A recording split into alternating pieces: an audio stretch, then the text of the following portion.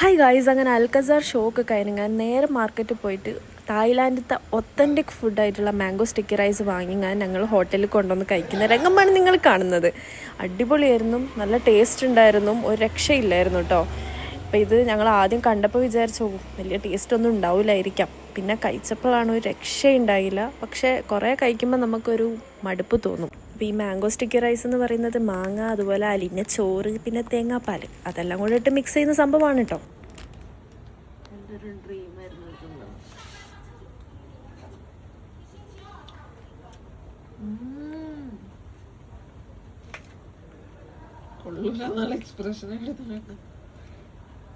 Serious ആയിരുന്നു, നല്ല taste ഉണ്ട്, സോ ഗുഡ്.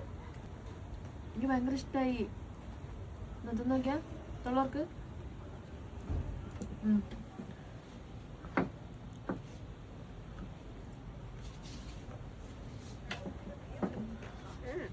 ഇല്ലേ, അടിപൊളിയല്ലേ, സോ ഗുഡ്.